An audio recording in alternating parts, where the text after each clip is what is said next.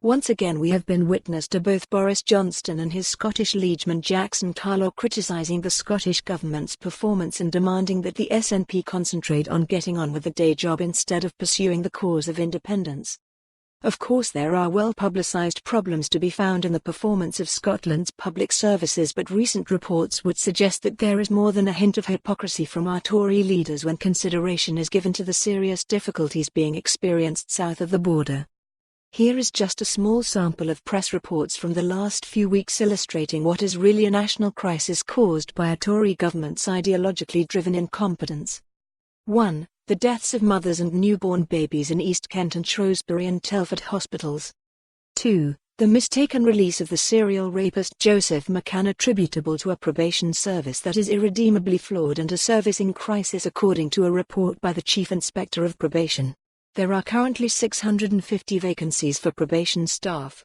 According to the Institute for Government, there has been a dramatic deterioration in standards across prisons since 2009. The sharp rise in deaths, violence, self-harm, poor behavior and drug use, as well as a drop-off in efforts to rehabilitate prisoners, can all be linked to the cuts in government spending on prisons and a fall in the number of prison officers between 2009 and 2018-19. Whereas 1 in 100 prison officers resigned in 2010, the figure for 2019 is a shocking 1 in 16. 3. Since 2010, there has been a drop of 21,732 police officers in England. It was reported last week that only 1 in 14 crimes recorded in England leads to a suspect being charged.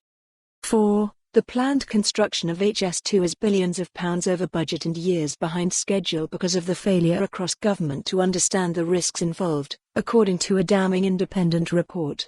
In the first official indication that spending on the controversial rail project could escalate beyond £100 billion, the National Audit Office has raised the possibility of a further increase by admitting that it is impossible to estimate with certainty how much it will eventually cost. 5. The London Crossrail project was due to open in December 2018 but has been beset by delays and rising costs. The National Audit Office has blamed the debacle on management and government failure.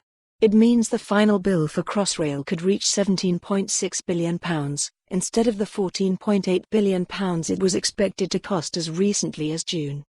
Of course, we have seen failures and disappointments here in Scotland's public services, but nothing on the scale of what is currently happening in England. The worry, of course, is just how confident can we be that a government with such a record can succeed. For more on this story, visit the news article link.